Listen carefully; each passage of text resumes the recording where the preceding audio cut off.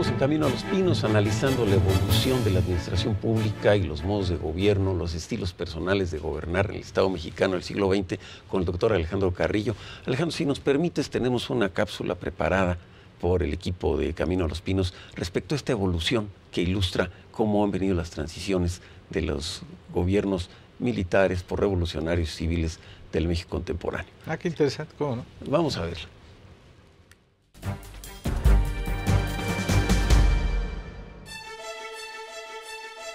Las dependencias de la Administración Pública Federal han sido reformadas en muy diversas ocasiones a lo largo de nuestra historia.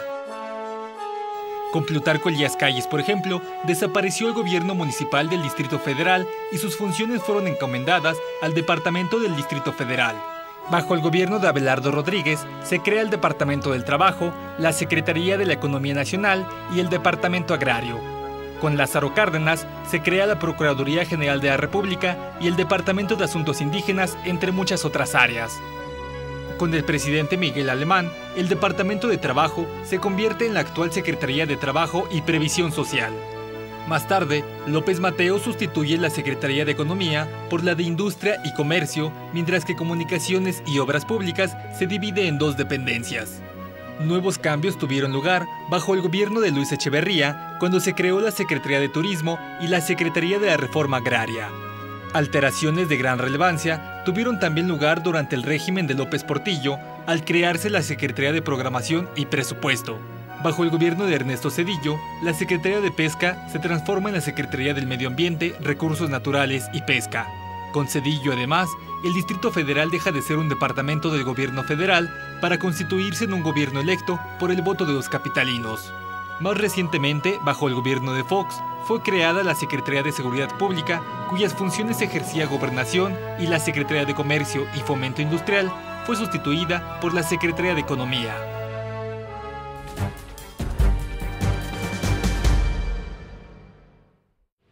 Pues ese es el antecedente, ese es el punto de soporte del gobierno de México, la administración pública.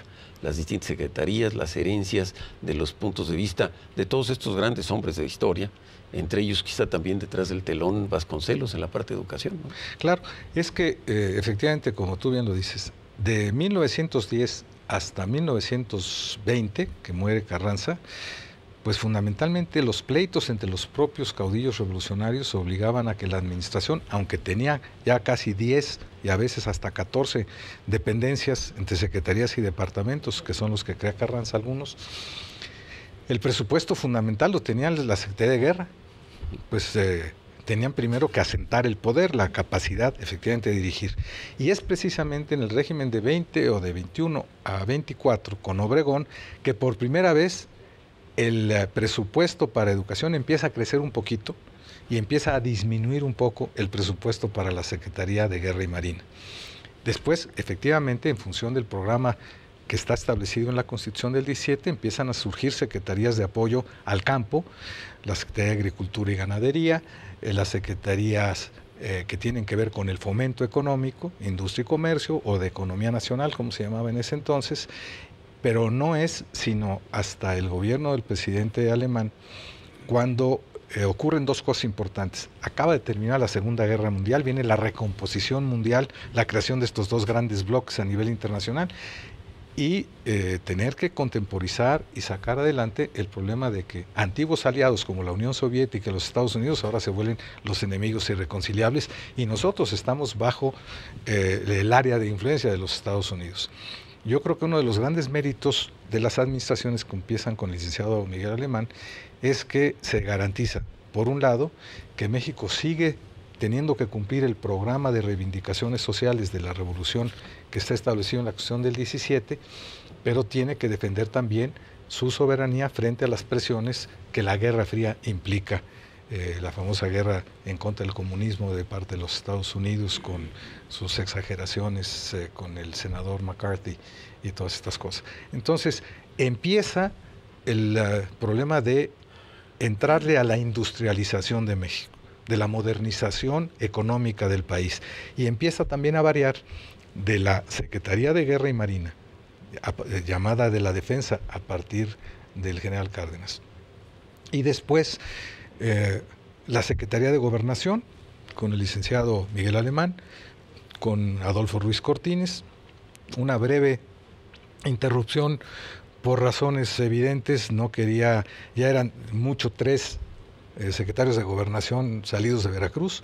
Alemán, Ruiz Cortines, y Ángel Carvajal. Hubiera sido Ángel Carvajal, entonces por eso Ruiz Cortines promueve la llegada de un agente joven del Estado de México, que era Adolfo López Mateos, pero regresa todavía el eje de las decisiones político-administrativas a la Secretaría de Gobernación con Gustavo Díaz Ordaz, con Luis Echeverría. Y entonces los problemas fundamentalmente del país se complican con la globalización y con el manejo de los asuntos financieros, y empieza la etapa en donde los presidentes de México empiezan a surgir del área financiera. El primero como secretario de Hacienda es José López Portillo. Se crea después la Secretaría de Programación y Presupuesto, que le quita el ejercicio o la decisión presupuestaria de la Secretaría de Hacienda, se queda nada más con la parte de ingresos. Y es tan importante esa secretaría que de ahí surgen los 3 presidentes. Surgen el propio Miguel de la Madrid, Carlos Salinas, y aunque Carlos Salinas desaparece a la Secretaría de Programación y Presupuesto, el último secretario de la Secretaría de Programación y Presupuesto, que fue Ernesto Zedillo, es también presidente de México. A consecuencia fatal de la muerte de Colosio. De Colosio.